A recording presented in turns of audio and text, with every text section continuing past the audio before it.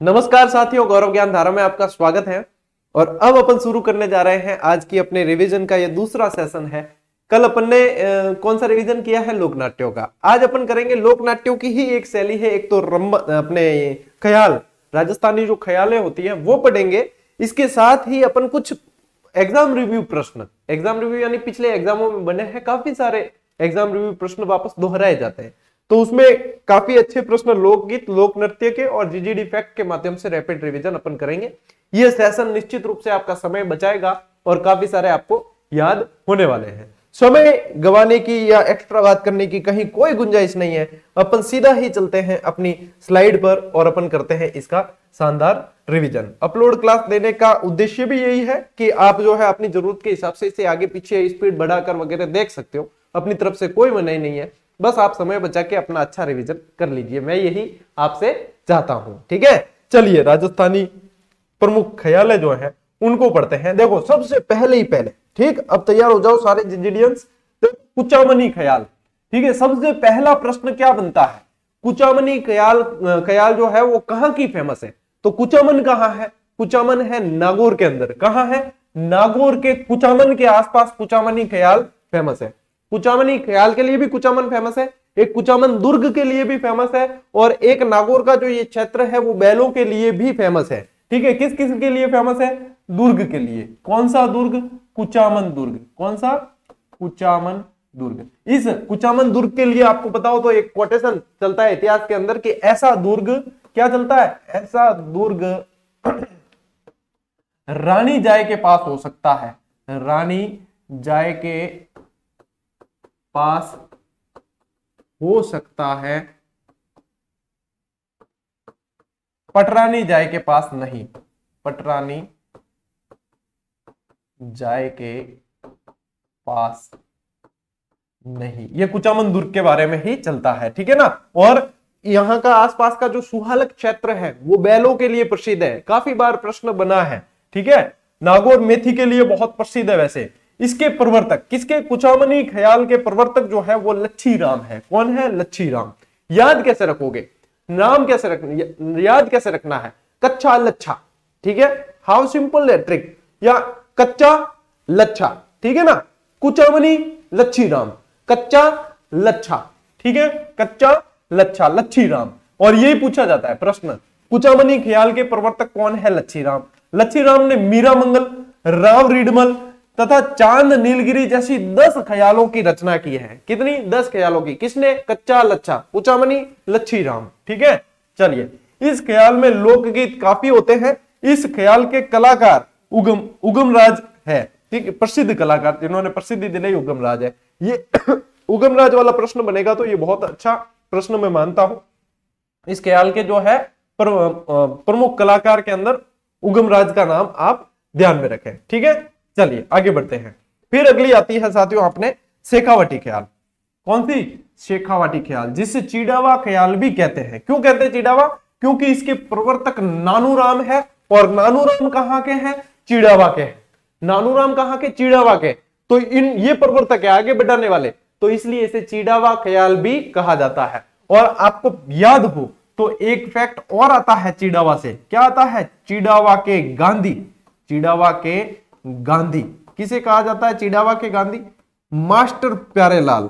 Master Pyarelal, master Pyarelal. तो ये भी ध्यान रखना, आपको याद रखना है वैसे नानू, ठीक है। शेखावटी ख्याल के, शेखावटी यानी चूरू सीकर झुंझुनू। चूरू सीकर झुंझुनू। इसमें हीर रांझा, जयदेव, भ्रतरी, आलादेव आदि ख्याल प्रसिद्ध है। अब भ्रतरी यदि अपन देखें तो अलवर दिमाग में आता है, लेकिन आपको ये ध्यान रखना है कि इसमें ये ख्याल है, यहां शेखावटी जो चिड़ावा ख्याल है यहां की प्रसिद्ध है। तो शेखावटी ख्याल के अंदर आपको ये सारा ध्यान रखना है। शेखावटी के अंदर कौन कौन से आते हैं? चूरू, सीकर और झुंझुनू, ठीक है ना। जिसमें से ये जो झुंझुनू है इससे शेखावटी का सिरमौर कहा जाता है। क्या? शेखावटी का सिरमौर। तो एक गौरीर प्लांट है, वो बताना कमेंट करके कि गौरीर प्लांट कहां है और क्यों जाना जाता है, ठीक है। ये आप लोगों के लिए। जयपुरी ख्याल, जयपुरी ख्याल जो है, इस ख्याल के सभी पात्रों की भूमिका स्त्रियां निभाती है, ठीक है। ज्यादातर में वैसे पुरुष निभाते हैं, यहाँ पे सभी जो भूमिकाएं हैं वो स्त्रियां निभाती है। तथा गुणीजन खाने के कलाकार इस ख्याल में हिस्सा लेते हैं। गुणीजन खाना किसने बनवाया था? गुणीजन खाना बनवाया था प्रताप सिंह ने। किसने बनवाया था? प्रताप सिंह। क्या प्रताप सिंह? अरे प्रताप सिंह गुरुजी हवामहल वाला, हवामहल जिन्होंने बनवाया, जिनके लिए ये जाना जाता है कि इनके यहाँ पे सारी चीजें 22 के रूप में होती थी, 22 कलाकार, 22 संगीतज्ञ, इस तरीके से। तो गुणीजन खाना बनवाया भी किस लिए था? इनके लिए ही बनवाया था, 22 संगीतज्ञों के लिए। तो यहाँ पे इसमें 22 कलाकार इनके जो है वो हिस्सा लेते हैं। इसके सभी पात्रों की भूमिका स्त्रियां निभाती है। और चलिए ये तो आ गया। वैसे इस नाट्य में जोगी जोगण, कान गुजरी, मियां बीवी, रसीली तंबोलन आदि होते हैं इसके अंदर, ठीक है, इस ख्याल के अंदर। क्या याद रखोगे?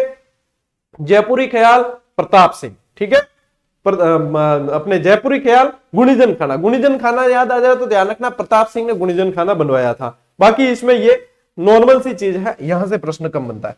अच्छा, अगली अपन देखते हैं प्रश्न जो इंपॉर्टेंट है आपके, वो है अली बख्शी। अली बख्शी ख्याल, इसमें याद करना कुछ नहीं है, इसमें याद ये रखना है कि अली बख्शी ख्याल का संबंध कहां से है, तो इसके अंदर ही इसका नाम है अली बख्शी, यानी कि यहीं से आ जाता है कि ये कहां की प्रसिद्ध है, ये अलवर की प्रसिद्ध है, ठीक है। और अलवर में भी मुंडावर क्षेत्र और डप्पली, ठीक है, डप्पाली। तो डप्पाली को भी आप लिखोगे तो ऐसे लिख देना, डप अली, ऐसे लिख देना। तो इससे क्या होगा, इससे वापस निकल जाएगा ये अलवर। तो यहां से आपको याद हो जाएगी कि डप्पाली गुरुजी बताए हो, और डप्पाली यानी कि अली अली अली अलवर, कहां जाना है, अली अली अलवर। तो ये डप्पाली और अली बख्शी ख्याल जो है वो यहां पे, अली बख्शी ख्याल को अली बख्शी ने ही आगे बढ़ाया, और अली बख्शी को अलवर का रसखान कहा जाता है। ये भी थोड़ा सा ध्यान रखना। चलिए आगे बढ़ते हैं, अपन थोड़ा सा आगे बढ़ते हैं। चलिए अली बख्शी आपने पढ़ लिया, ठीक है। हाँ, यहां आ जाते हैं।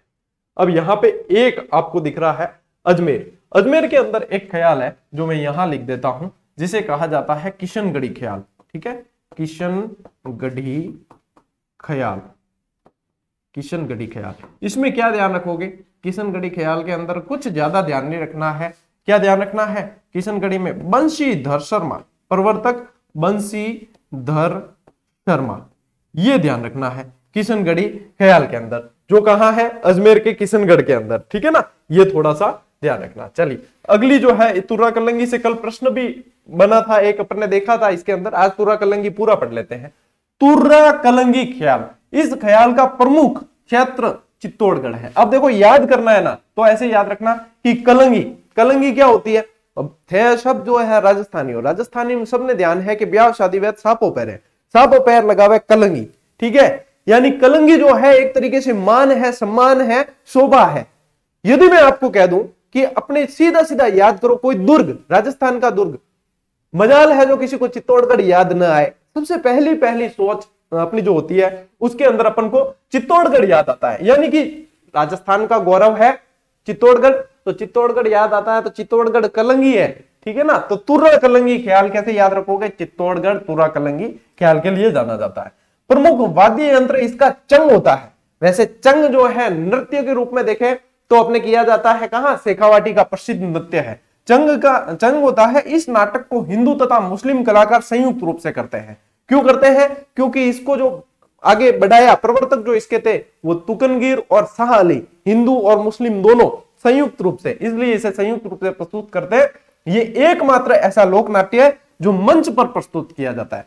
वैसे ज्यादातर के लिए मंच होता नहीं है, लेकिन ये मंच पे किया जाता है, इसलिए ये बहुत प्रसिद्ध है। और इसीलिए इस ख्याल को माच का खेल भी कहा जाता है। क्या किया जाता है, माच का खेल, के माच माते करें, माच का खेल भी कहा जाता है। इस नाट्य का मुख्य दंगल काव्यमय दंगल होता है, और इस लोक नाट्य के रचनाकार शाह आलम या शाह अली, एक ही बात है, ठीक है ना, शाह आलम या शाह अली और तुकनगीर, ये दोनों है। तो ये आपको ध्यान रखना है, ठीक है। एक रामदयाल जी थे जिन्होंने, जो इसके प्रमुख कलाकार हैं, ठीक है, यहां पे लिख देता हूं मैं, प्रसिद्ध कलाकार, प्रसिद्ध कलाकार, क्या नाम बताया, राम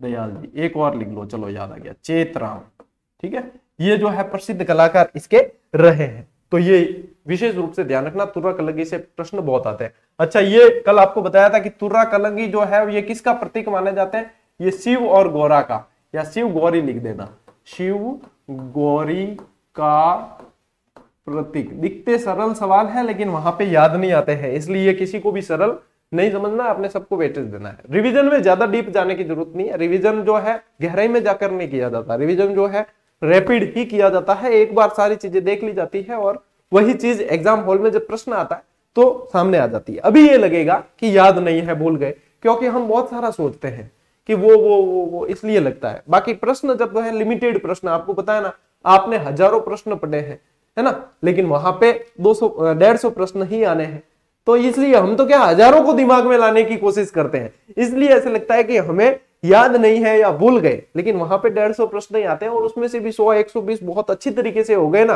तो समझ लो आप सिलेक्ट हो गए हो। ठीक है, चलिए, हेला ख्याल, ये बहुत इंपॉर्टेंट है और इसके बारे में भी प्रश्न बनते हैं। इस ख्याल के प्रवर्तक हेला शायर है। इस ख्याल के प्रवर्तक कौन है? हेला शायर। इसीलिए जो है इसको हेला ख्याल भी कहा जाता है, लेकिन कई लोगों को ऐसा मानना है कि इसमें लंबी टेर दी जाती है। क्या कहते हैं? इसमें लंबी टेर। लंबी टेर का मतलब क्या होता है? किसी को लंबी आवाज दी जाती है। जैसे मेरी स्टाइल में बताऊं तो किसी को आवाज देते हैं ना, तो ये इस तरीके से कहते हैं, ए रे पकिया, तो ये ऐसे बीच में लंबा खींचा है ना, इसको कहा जाता है लंबी टेर। कई जना पूछन ढुक जाए, सर वो पकियो कौन है? पकिया एक काल्पनिक पात्र है जिसको कभी भी अपन संबोधित कर सकते हैं यहां से, और विद्यार्थियों को ये सिखाने में बहुत काम आता है। ये है पकिया। ठीक है, हम थे भी कह सको, पकाराम कह सको, प्रकाश कह सको, पुखराज कह सको, कहीं भी कह सको, एक काल्पनिक पात्र है। ठीक है, चलिए, हेला शायर। तथा ये लालसोट दौसा, ठीक है, लालसोट दौसा और सवाई माधोपुर का प्रसिद्ध है, ये प्रश्न बन चुका है। ठीक है, लालसोट दौसा और सवाई माधोपुर। इस ख्याल का मुख्य वाद्य यंत्र नौबत, ये भी प्रश्न बन चुका है। मुख्य वाद्य यंत्र नौबत है, लेकिन शुरुआत नौबत से नहीं होती है। मुख्य वाद्य यंत्र क्या है? नौबत। लेकिन यह ख्याल प्रारंभ होने से पहले बम वाद्य यंत्र बजाया जाता है। बम वाद्य यंत्र की पहचान ही यही है कि बम की आवाज आती है। कैसी आवाज है? बम बम। तो ये बम वाद्य यंत्र पहले बजाया जाता है, पता चल जाता है कि अब ये शुरू होने वाली। इसके बाद में मुख्य वाद्य यंत्र जो है वो नौबत है। अच्छा, नौबत कौन सा वाद्य यंत्र होता है? नौबत तो आपने, यदि आप राजस्थान के हो और आप देवी देवताओं में विश्वास करते हो तो आपने रामदेव जी लोक देवता का नाम सुना होगा और उनकी आरती भी आपने सुनी होगी। वीणा रे तंदूरा धनी रे नौबत बाजे, वीणा रे तंदूरा धनी रे नौबत बाजे, घर अजमल अवतार लियो, लाछाबाई सुगुणाबाई करे हरि की आरती। तो ये जो है रामदेव जी की, मतलब पूरा ही ये जो आरती अपन गाते तो काफी सारा जीके इसमें याद हो जाता है। रामदेव जी एकमात्र लोक देवता जिन्होंने 24 बाणियां ग्रंथ लिखा, जो कवि थे, सांप्रदायिक सद्भाव के देवता थे, कई पर्चे दिए, पर्चा बावड़ी बनी हुई है वहां पे, बहुत सारी चीजें हैं साथियों। रिवीजन मतलब ऐसा है कि रिवीजन तो पढ़ाते जाओ, बाकी जीके अंत थोड़ी होता है। तो ये आपके ख्याल वाला पूरा हो गया। ठीक है, अब लोक नाट्य एक तरीके से पूरे हो गए। अब कई विद्यार्थी पूछे, सर क्या वाद्य यंत्र से सवाल आ सकते हैं? तो देखो, वाद्य यंत्र ग्रेड 3 के सिलेबस में नहीं है, लेकिन वाद्य यंत्र जैसे कि अब लोक नाट्य पढ़े, इसमें लोक नृत्य पढ़े, उसमें है ना, फड़ पढ़ी या कोई ऐसे अपने ये पढ़ी, लोक कलाएं पढ़ी, तो उनके अंदर कहीं ना कहीं लिंक करके दे देते।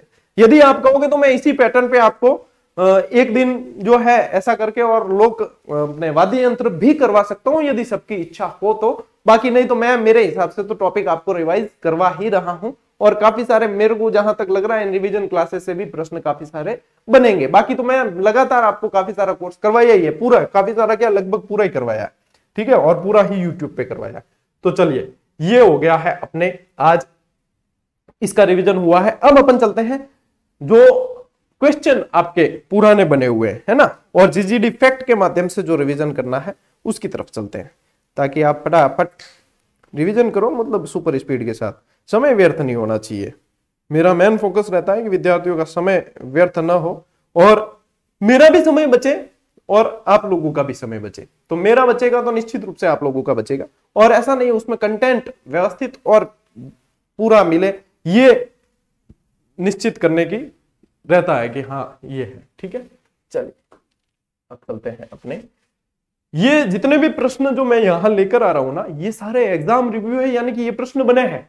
इनको लेने का मतलब मकसद भी एक ये भी है कि विद्यार्थियों का कॉन्फिडेंस लेवल बढ़ाना है। तो विद्यार्थी बहुत ज्यादा सोचते हैं, 10 प्रश्न जो ऐसे आएंगे ना जो कहीं नहीं मिलेंगे, उनके लिए वो इतने चिंतित हो जाएंगे कि वो जो आ रहे हैं उनको भी छोड़ेंगे। ये प्रश्न भी एग्जाम में आए हुए हैं साथियों।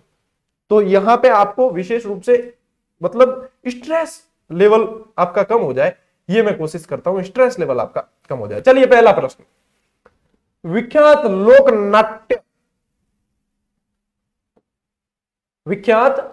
नाट्यकार नानू राम किस ख्याल से संबंधित है? अब अपन अभी ही रिवाइज करके आए हैं, तो आपको सीधा ही उत्तर आपका आ जाना चाहिए कि सर ये शेखावाटी से संबंधित है, जिसे अपन चिड़ावा ख्याल भी कहते हैं, जिसे अपन चिड़ावा ख्याल भी कहते हैं। सीधा ही सीधा। ठीक है, अगला प्रश्न, कुचामनी ख्याल के प्रवर्तक कौन है? तो अपन ने याद करने का एक तरीका निकाला कि कच्चा लच्छा ऐसे निकाला, तो यहां पे भी आपको सीधा ही उत्तर आ जाना चाहिए कि इसके जो है प्रवर्तक वो लच्छी राम रहे हैं। हेला ख्याल लोक संगीत राजस्थान के कौन से क्षेत्र से संबंधित है? ये प्रश्न भी बना है।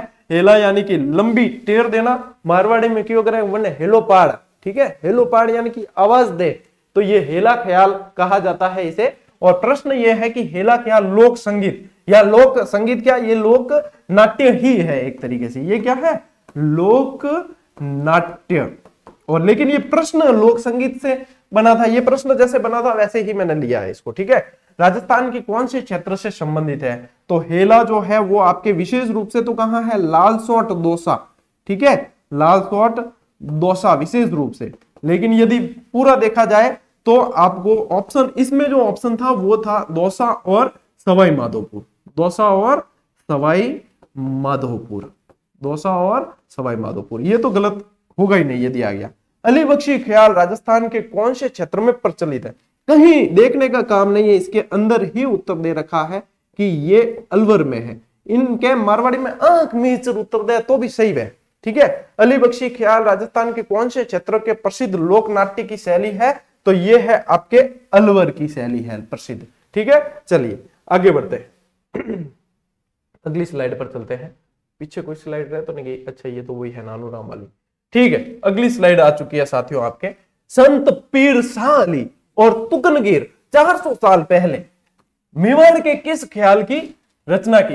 400 साल पहले मेवाड़ में किस ख्याल की रचना की? अब अपन ने जिस तरीके से पढ़ा, प्रश्न सिर्फ थोड़ा बहुत चेंज होता है लेकिन आप उत्तर तक पहुंच जाते हो। अब ये इसमें फैक्ट आपको मिल गया कि 400 साल पहले मेवाड़ में किस ख्याल की रचना की, तो फिर इसका सीधा ही उत्तर आपका आ जाता है तुर्रा कलंगी। तुर्रा कलंगी। और फिर पूछेंगे कि तुर्रा कलंगी का संबंध कहां से? विशेष रूप से, तो विशेष रूप से है चित्तौड़गढ़ से। कहां से? चित्तौड़गढ़ से। और ये संत शाह अली और ये तुकनगिर, ये तो इसके अंदर आ ही गया आपके। ठीक है ना, प्रश्न ये यहीं से इसी तरीके से बनते हैं। शिव और गौरा मैंने आपको बता दिया। किस ख्याल का स्वरूप ओपेरा कहलाता है? ये देखो कितना अच्छा प्रश्न है। तो इसके अंदर भी आपको क्या ध्यान रखना है? इसका उत्तर है साथियों आपके कुचामनी ख्याल। कौन सा है? कुचामनी ख्याल। अलवर का रस खान कहा जाता है, किसे कहा जाता है? अलवर का रस खान अभी ही बताया आपको मैंने आगे बोलकर। ठीक है, अली बख्शी को कहा जाता है। अलवर का रस खान किसे कहा जाता है? अली बख्शी को कहा जाता है। हेला ख्याल में प्रयुक्त होने वाला वाद्य यंत्र कौन सा है? प्रमुख रूप से यदि पूछा जाए तो इसका उत्तर वैसे क्या आएगा? नौबत आएगा। इसका उत्तर क्या आएगा? नौबत। लेकिन यहां ध्यान रखना, लेकिन शुरुआत बम से, लेकिन शुरुआत बम से। तो यहां पे ये ध्यान रखना प्रश्न। हाँ चलिए, ख्याल शैली के जयपुर घराने के प्रवर्तक माने जाते हैं। जयपुर घराने के प्रवर्तक किसे माना जाता है ख्याल शैली में? तो ख्याल शैली में जयपुर घराने के प्रवर्तक साथियों माना जाता है मनरंग खान को। किसे माना जाता है? मनरंग खान को, जो सदारंग खान के पुत्र थे। कौन थे? सदारंग खान के पुत्र थे। चलिए, किस लोक नाट्य की प्रस्तुति के समय इसके मुख्य गीतों का संबंध चौमासा, ठीक है, वर्षा ऋतु। चौमासा किसे कहते हैं? चौमासे बैठ गया महाराज यूं कह भी, तो चौमासा किसे कहते हैं? वर्षा ऋतु को। चौमासा वर्षा ऋतु का वर्णन एवं गणपति वंदना से संबंधित है। बहुत बढ़िया प्रश्न है और ये बन चुका है। और इसका जो उत्तर है साथियों आपके, वो है रम्मत, जो अपन ने कल पढ़ा है लोक नाट्यों के अंदर, जिसकी शुरुआत मानी जाती है अपने जैसलमेर से, शुरुआत जैसलमेर से। और मैंने आपको याद भी करवाया कैसे कि रमजे। और प्रसिद्ध कहां की है? प्रसिद्ध है बीकानेर की, प्रसिद्ध बीकानेर की। कल कुछ बच्चों की कमेंट आए कि सर वन लाइनर के अंदर इसका उद्गम जो है वो बीकानेर दे रखा है। तो बीकानेर में जो उद्गम है ना साथियों, वो पाटा संस्कृति या पाट रम्मत कहा जाता है उसे, पाट रम्मत। वहां पे ये ऐड कर देना आप लाइन कि पाट रम्मत का उद्गम बीकानेर से और सादी रम्मत जो होती है उसका उद्गम जैसलमेर से। लेकिन प्रसिद्ध में पूछे तो फिर आपको क्या ध्यान रखना है, प्रसिद्ध रम्मत जो है वो बीकानेर की है। तो ये आप वहां पे विशेष रूप से ऐड कर देना। पाट क्या होते हैं? लकड़ी के पाट होते हैं। क्या होते हैं? लकड़ी के पाट होते हैं। ठीक है, चलिए अगला प्रश्न। किस कलाकार ने गोपीचंद तथा हीर रांझा तमाशा का प्रारंभ किया? तमाशा कल बताया था ना, वासुकी जीएफ तमाशा करती है, फिर तमाशा करती है, छोड़ दे। कल एक आपको ट्रिक बताई थी, जिन्होंने कल की क्लास नहीं देखी वो ध्यान रखना। वासुकी जीएफ वैलेंटाइन वीक है और वासुकी जीएफ तमाशा करती है, हदुगीर है। ठीक है, तमाशा करती है। तो क्या था? वासुदेव भट्ट। अच्छा, तमाशा करती है, फिर वापस बता देता हूं। चलिए, क्या था? ये तमाशा के कलाकार है। ठीक है, वासुदेव भट्ट, गोपी कृष्ण भट्ट और आपने फूलजी। ठीक है ना, फूलजी, फूलजी यहाँ याद रहे। कौन? क्या फूलजी? कौन फूलजी? फूलजी लोहार। यहाँ लोहार ने याद नहीं रखना, फूलजी भट्ट। ठीक है, तो इस तरीके से याद हो जाए। वासुकी जीएफ तमाशा करती है, तमाशा वाला। यहां पे भी ध्यान रखना कि यहां पे भी वासुदेव भट्ट आएगा आपके उत्तर के अंदर। ठीक है, चलिए अगला। भीलों का प्रसिद्ध नाट्य जो शिव व भस्मासुर की कथा पर आधारित है, मेजर उत्तर दो तो भी सीधो ही निकल आ रहा है गौरी।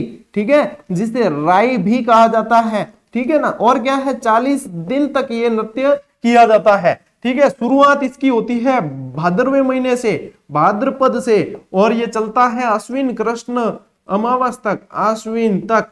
ठीक है, चलिए भाई रिवीजन तो यही है।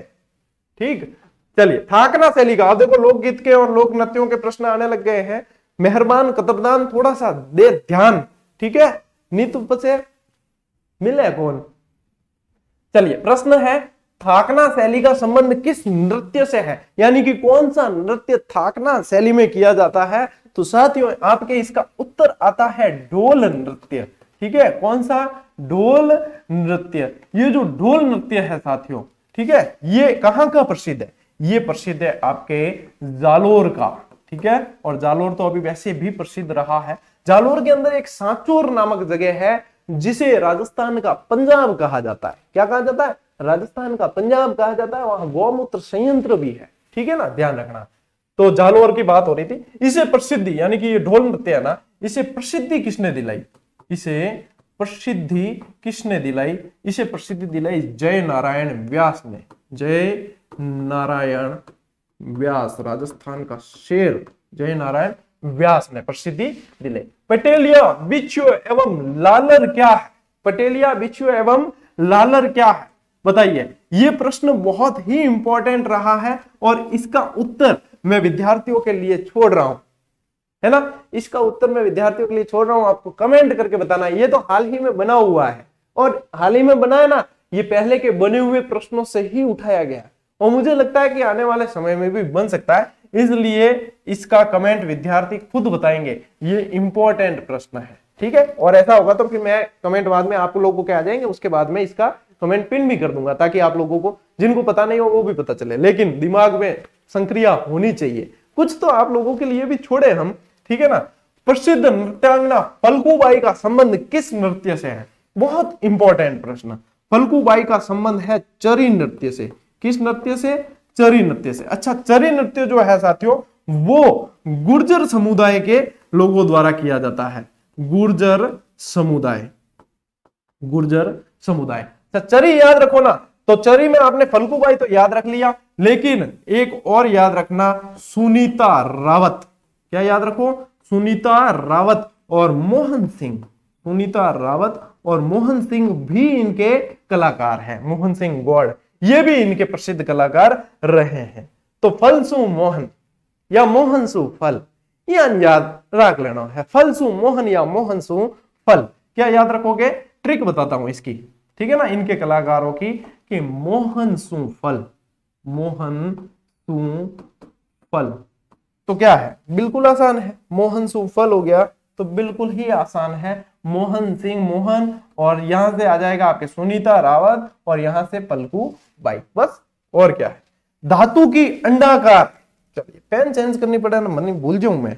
धातु की अर्ध अंडाकार कुंडी को भैंसी की खाल से मड़कर चमड़े की डोरियों से कसकर लकड़ी के डंडों से बजाया जाने वाला वाद्य यंत्र है। कौन सा? वीण रे तंदूर धनी रे नौबत वाजे। इसका उत्तर भी आपके क्या है? नौबत है। उत्तर भी क्या है? नौबत ही इसका उत्तर है। ध्यान रखना। आप देखो वाद्य यंत्रों से भी आ जाते हैं। अंडाकार से याद आ रहा है मुझे एक, कि कालीबंगा में जो कब्रें मिली ना, कालीबंगा में अंडाकार कब्रें मिली है। कालीबंगा में अंडाकार कब्रें मिली है जिन्हें कहा गया चिरायु कब्र।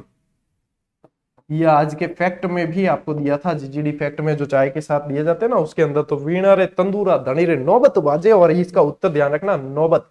ठीक है, चलिए अगला प्रश्न। राजस्थान में फड़ के लिए कौन सा स्थान प्रसिद्ध है? ठीक है, तो राजस्थान में फड़ क्या होता है? कपड़े पर देवताओं के चित्र बने होते हैं और उनके माध्यम से कथा सुनाई जाती है उन देवताओं से रिलेटेड। इसे बोलते हैं फड़ वाचन। फड़ जो होता है पड़ से बना हुआ रूप है, कि पड़ से फड़ बना है। इसके लिए शाहपुरा भीलवाड़ा बहुत प्रसिद्ध है। शाहपुरा भीलवाड़ा, शाहपुरा भीलवाड़ा बहुत ही इसके लिए प्रसिद्ध है फड़ वाचन के लिए। ठीक है ना। यदि आपको इसमें पूछे इसके प्रसिद्ध कलाकार, तो आपको याद रखना है श्रीलाल जोशी। श्रीलाल जोशी और पार्वती, इन दोनों को विशेष रूप से याद रखना, इनके प्रसिद्ध कलाकार हैं। और क्या याद रखोगे? यदि फड़ वाचन की ही बात चल रही है तो थोड़ी सी और बात की जाए। सबसे लंबी फड़, सबसे लंबी, अब भी थोड़े दिन पहले ही आपको फैक्ट बना कर दिया था। और सबसे छोटी भी, सबसे छोटी भी। अब कई जने विद्यार्थी कहते हैं कि सर सबसे लंबी हुई तो सबसे छोटी कैसे हुई? तो जरूरी थोड़ी है कि एक बावजेरी एक ही फड़ है, अलग अलग भी तो है। डाक टिकट भी जारी है, फड़ रो डाक टिकट भी जारी है, उसके अंदर भी पूरा चित्रांकन होता है। ठीक है ना। तो चावल के दाने पे पूरे जहाज और कलाकृतियां बना दिए जाते हैं। तो ये सबसे लंबी भी इनकी है, सबसे छोटी भी इनकी है। किसकी है? देव नारायण जी की। देव नारायण जी की। देव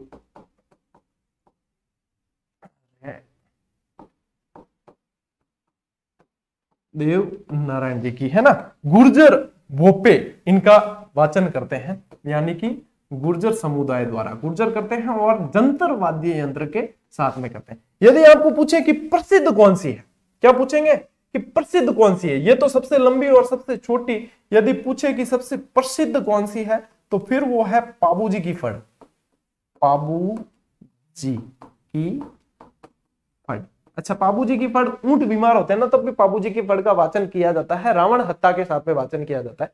रामदेव जी की जो फड़ है वो भी रावण हत्या के साथ में वाचन किया जाता है। और चौथमल जी चितेरे जो है उसके लिए प्रसिद्ध चितेरे रामदेव जी की फड़ के लिए। अच्छा, एक जानकारी और बताऊं आपको कि जिसका वाचन नहीं किया जाता, वाचन नहीं फड़ के अंदर है ना, वाचन नहीं किया जाता, वो है आपके भैंसासुर की फड़। भैंसासुर की फड़। ठीक है, चलिए। लांगुरिया गीत का संबंध किस देवी से है? बहुत अच्छा प्रश्न और एकदम बढ़िया, कि इसका उत्तर आसानी से दिया जा सकता है कैला मैया या कैला देवी। ठीक है, कहां इनका मंदिर है? इनका मंदिर है साथियों करौली के अंदर। इन्हें जो है अपने अंजनी माता का ही अवतार माना जाता है। ये भी कहते हैं कि इनके पास में अंजनी माता का मंदिर बना हुआ है, इसलिए यहाँ पे अपने क्या है प्रतीक रूप में, हनुमान जी के प्रतीक के रूप में लांगुरिया नृत्य किया जाता है और इसके साथ में गुटकन गीत बजाया जाता है। गुटकन, ठीक है ना। लांगुरिया वैसे गीत है और घुटकन नृत्य है। घुटकन नृत्य इसके साथ में किया जाता है। करौली के अंदर ही पांचना बांध भी है जो मिट्टी से बना हुआ है, याद रखना। ठीक, कच्छी घोड़ी कच्छी घोड़ी नृत्य के लिए प्रसिद्ध क्षेत्र। अब कच्छी घोड़ी आपको पूछ ले तो सीधा ही आपको जाना है कहां, शेखावाटी। कहां का प्रसिद्ध है कच्छी घोड़ी, शेखावाटी। अच्छा, अपनी वन लाइनर जो आई थी ना सेकंड ग्रेड वाली, उसकी सबसे पहली वाली जो आई थी रंगीन वाली सेकंड ग्रेड, उसके फ्रंट पेज पे अपन ने कच्छी घोड़ी का चित्र लिया था। ठीक है ना, तो कच्छी घोड़ी ध्यान रखना। कच्छी घोड़ी के अंदर क्या ध्यान रखोगे, एक तो आपको याद रखना है कलाकार। यदि इसके बताऊं प्रसिद्ध कलाकार, कलाकार के अंदर याद रखना एक तो छाबरमल, छाबरमल, और एक याद रखना गोविंद पारिक, गोविंद पारिक। अच्छा, कैसे याद रखोगे, याद रह जाएगा कि कलाकार इतने होते हैं, तो मेरे जैसे मंदबुद्धि बालक तो याद ही नहीं रख पाते, भूल जाते हैं, इसलिए जो है ट्रिक घुसा देते हैं इधर उधर कहीं। तो कुछ नहीं, आपके भी यही तो करना है। देखो कच्छी, कच्छी के अंदर ये छ आया है ना, इस छ से ही आपको ध्यान रखना है छाबरमल। ठीक है, और घोड़ी तो ये क ख ग घ, तो ग और ग तो पास पास ही होते हैं ना, गोविंद पारिक, याद रह जाएगा ना। शेखावाटी के दो नृत्य और याद रख लेना, गिद्दड़ भी शेखावाटी में किया जाता है और चंग भी शेखावाटी के अंदर किया जाता है, और इन दोनों को होली के आसपास किया जाता है, होली के अवसर पर। कई लोगों को लगेगा कि सर ये साधारण से लग रहे हैं प्रश्न, ये तो क्या डिस्क्राइब करते हैं ना तो साधारण लगते हैं, लेकिन कई बार यही प्रश्न एग्जाम हॉल में मिलते हैं और हम इन्हें हड़बड़ाहट में गलत कर देते हैं, इसीलिए रिवीजन करवाया जाता है। रिवीजन का मतलब ही ये होता है कि ऊपरी सारा रिवीजन हो जाए, हम भूले नहीं। यदि आप बहुत ज्यादा गहराई में जाकर रिवीजन कर रहे हो, एक ही टॉपिक को और गहरा और नए तथ्य, तो वो रिवीजन की श्रेणी में नहीं आता। उसके लिए तो अब जैसे भर्तियों की घोषणा हुई नहीं ना, अब आपको तैयारी जो गहरी वाली तैयारी करनी है ना, वो अब आप शिक्षक भर्ती से संबंधित बाकी तो आएगी, और शिक्षक भर्तियां भी बीच में, ऐसा नहीं कि बजट में नहीं आई तो आएगी नहीं, बीच में भी कभी भी आ सकती है, आती भी है, आप लोगों ने देखा होगा। तो बिल्कुल ही निराश हताश नहीं होना है, आएगी, वैसे ये मान के चले कि आएगी वापस भर्तियां। ठीक है ना, चलिए आगे बढ़े, आगे बढ़ते हैं। चलिए प्रश्न देखो, आप लोगों के लिए मैं मेरी कोशिश पूरी किया कि अच्छे लेकर आऊं। कूद नृत्य किस जनजाति से संबंधित है? कूद जनजाति का नृत्य है। ठीक है ना, कूद किससे संबंधित है? गरासिया से संबंधित है, गरासिया जनजाति। अच्छा, ये गरासिया जनजाति ज्यादा कहां पाई जाती है? तो ज्यादा ये पाई जाती है सिरोही और उदयपुर। सिरोही का भी पिनवाड़ा क्षेत्र, ठीक है, सिरोही और उदयपुर में सबसे ज्यादा, सर्वाधिक। मैंने एक ट्रिक बताई थी, यदि आप लोगों को याद हो तो वो ट्रिक बताई थी, वालू, और वन लाइनर के अंदर दी हुई भी है, वालू, गोकू, मौज, मा, मरा। ठीक है ना, वालर, लूर, गोर, कूद, अपने मोरिया, जवारा, मांदल, मगरा और रायन, इस तरीके से।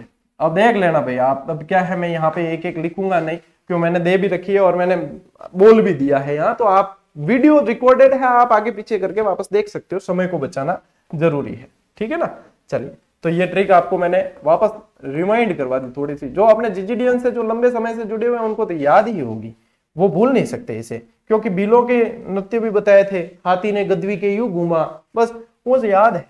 वह शास्त्रीय नृत्य जिसका उद्गम राजस्थान माना जाता है, कौन सा है बताइए? वह शास्त्रीय नृत्य जिसका उद्गम राजस्थान माना जाता है, आंख मीचर करनो है, कथक। ठीक है, कौन सा है? कथक है। अच्छा, कथक का यदि आदिम घराना पूछा जाए, कथक का आपको पूछे आदिम घराना कौन सा है भैया? जयपुर। क्यों? राजस्थान से माना है तो आदिम जयपुर होगा। यदि आपको पूछे नवीनतम घराना, नवीन घराना ये भी पूछ सकते हैं, तब ध्यान रखना कि लखनऊ। नवीन घराना कौन सा है? लखनऊ है। प्रवर्तक, इस आदिम घराने के प्रवर्तक कौन है? प्रवर्तक भानुजी महाराज, भानुजी महाराज। ठीक है ना, चलिए, हाँ, बढ़िया प्रश्न आया है, अब निकल कर। किसके अनुसार लोकगीत किसी संस्कृति के मुंह बोले चित्र होते हैं? ये आ चुका है एक बार। ठीक है, मुंह बोले चित्र, यहां पे इस शब्द को फोकस करना और इसका उत्तर लिख देना देवेंद्र सत्यार्थी, देवेंद्र सत्यार्थी। ठीक है, मुंह बोले चित्र पूछे तो ध्यान रखना कि देवेंद्र सत्यार्थी है। ठीक है, अगली स्लाइड पे चलते हैं। चलिए,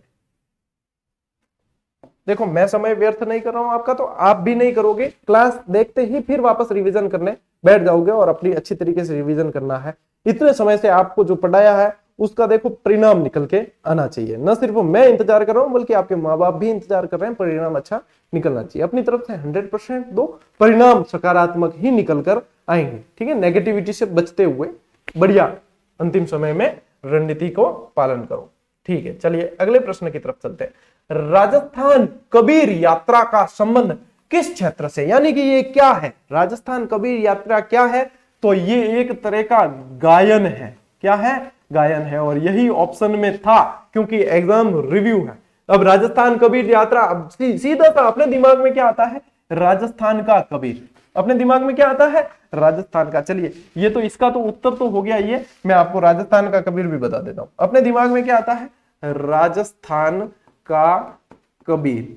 तो राजस्थान का कबीर किसे कहा जाता है, संत दादू दयाल को। किसे कहा जाता है, संत दादू दयाल को। अहमदाबाद में इनका जन्म हुआ था। ठीक है ना, फिर बाद में जो है ये यहां आ गए और पहला उपदेश इन्होंने सांबर में दिया।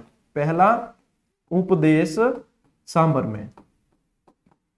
में दिया। इनके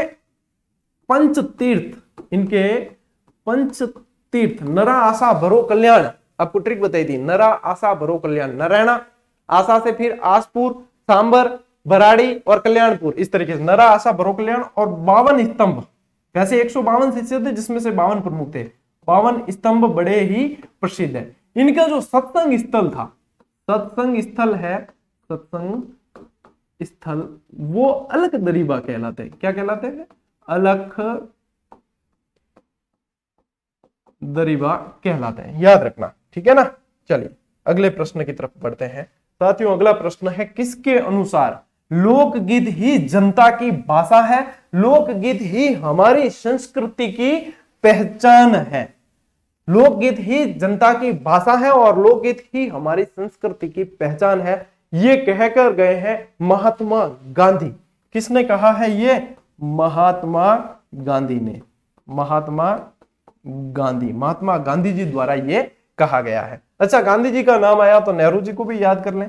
यदि आपके ये पूछे कि लोकगीतों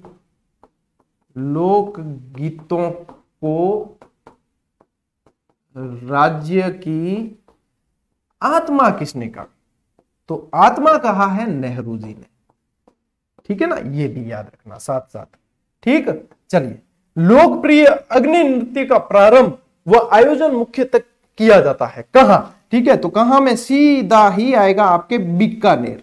और बीकानेर में भी अंदर ले जाकर प्रश्न पूछे तो फिर ध्यान रखना कतरिया सर। ठीक है, कतरिया सर।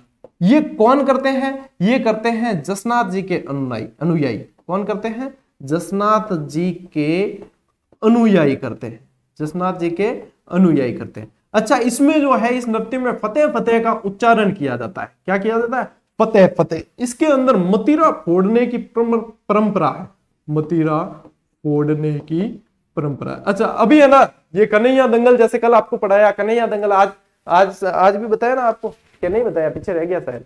कन्हैया दंगल या कन्हैया ख्याल जो है ये करौली और सवाई माधोपुर की विशेष रूप से प्रसिद्ध है और ये अभी वहां पे जारी है। मेरे एक स्टाफ साथी है शिवराम जी, तो मैंने उनसे कहा है कि वहां का वीडियो आप मंगाइए एक, क्योंकि अभी चल रही है। उन्होंने मुझे फेसबुक पे दिखाया कि ये है सर, देखो हमारे यहाँ पे ये कन्हैया दंगल किया जाता है। अरे मैंने कहा ये तो मैंने कल ही स्टूडेंट को पढ़ाया है, और यदि ये देखने को मिल जाए 25-30 सेकंड का वीडियो तो स्टूडेंट के कभी गलत हो ही नहीं सकता। वैसे तो मैंने उनके में नाका बिड़ा दिया है, क से कन्हैया क से करौली बता दिया है, लेकिन फिर भी जो है अपन उनको अपने पास में प्लेटफॉर्म है तो अपन इंफॉर्मेशन प्रोवाइड करवा सकते हैं। इससे दो हित है, स्टूडेंट को याद भी हो जाएगा और अपन संस्कृति को बढ़ावा देने का काम भी करेंगे।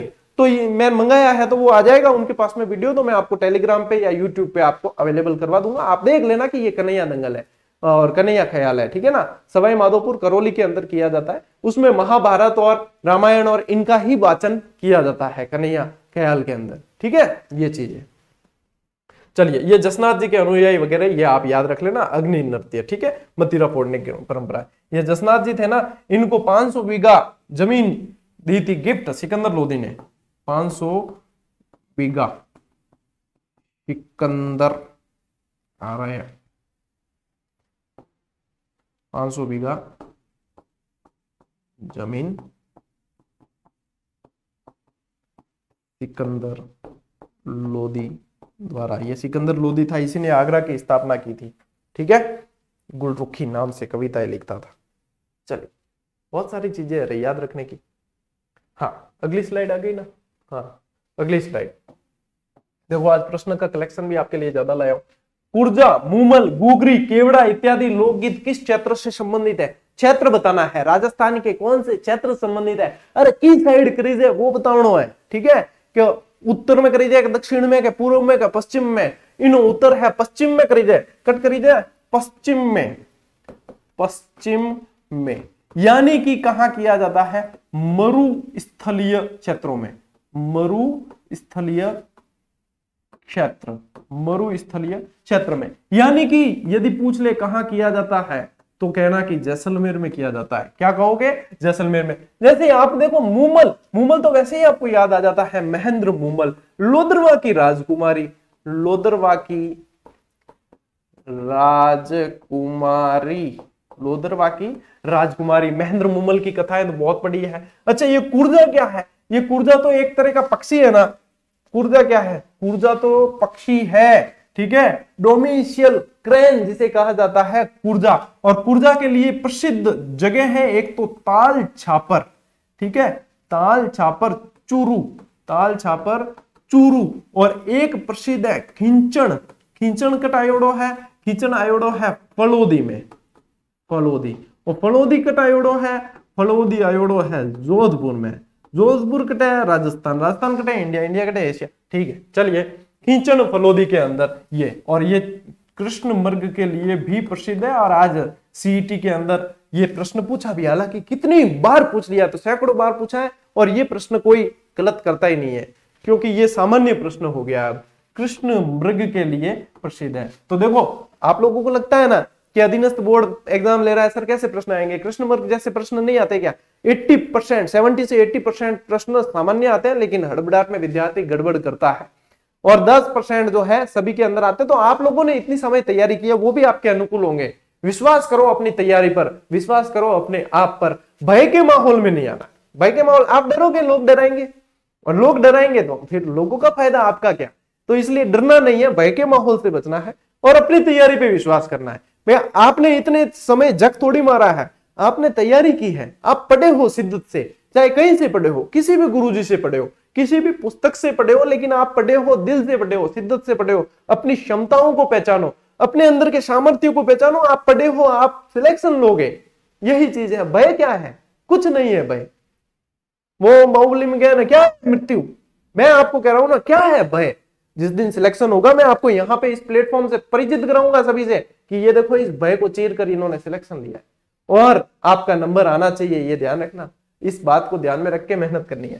शेखावटी में ख्याति प्राप्त स्वतंत्रता सेनानी डूंगजी जवाहर जी के बलिदान की स्मृति में गाया जाने वाला गीत कौन सा है? तो इनकी स्मृति में गाए जाते हैं साथियों छावली। इनके गीतों को क्या कहा जाता है? छावली गीत कहा जाता है। ये क्या करते थे? अमीरों को लूट कर गरीबों में दान किया करते थे। बहुत नेक कार्य था। जिनके पास में धन ज्यादा है उनका थोड़ा कम करके, जिनके पास में कम है उन्हें दिया जाए। तो ये बटोट पाटोदा के वैसे थे, और इनके बारे में अपन ने काफी पढ़ा है। नाक से अलगोजा बजाने वाले प्रसिद्ध कलाकार रामनाथ चौधरी का संबंध कहां से है? जयपुर से है, लेकिन जयपुर में भी याद रखना पदमपुरा, पदमपुरा जयपुर से, पदमपुरा जयपुर से है। एक और है इनके अंदर, एक प्रसिद्ध कलाकार है तगाराम भील। क्या नाम है?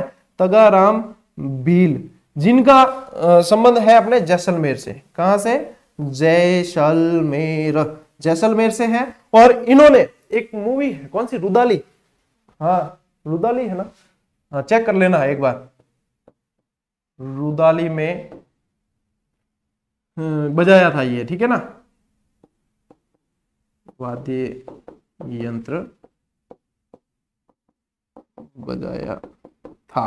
और है ना तगाराम भील ने। और ये जो वाद्य यंत्र है इसे सिंध में बीन कहा जाता है। सिंध में क्या कहा जाता है? बीन कहा जाता है। 2 बांसुरियां आती है अंदर, और अपना राज्य वाद्य यंत्र है। अच्छा, मूवी का नाम हाँ रुदाली ही है, ठीक है। चलिए, आप लोगों के कंफ्यूजन नहीं होगा, तो ये ध्यान रखना।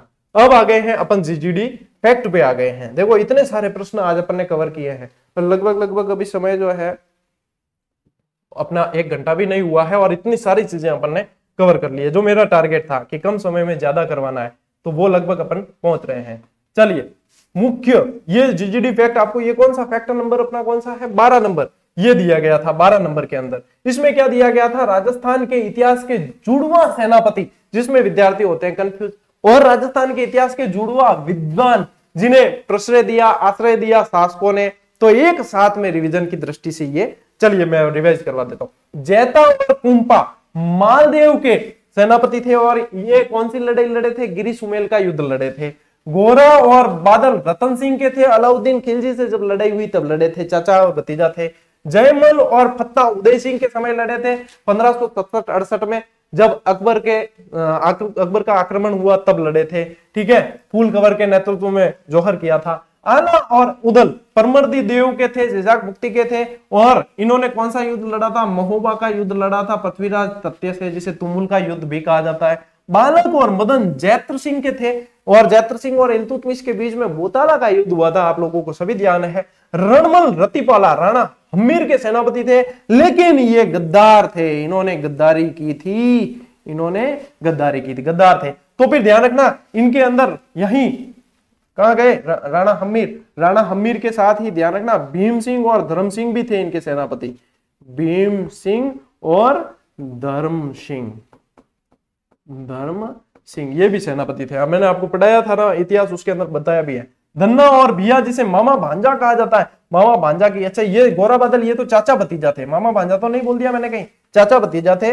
और धन्ना और भिया ये मानसिंह मारवाड़ के थे और इनकी मामा भांजा की छतरी भी यहाँ पे बनी हुई है। ठीक है, मामा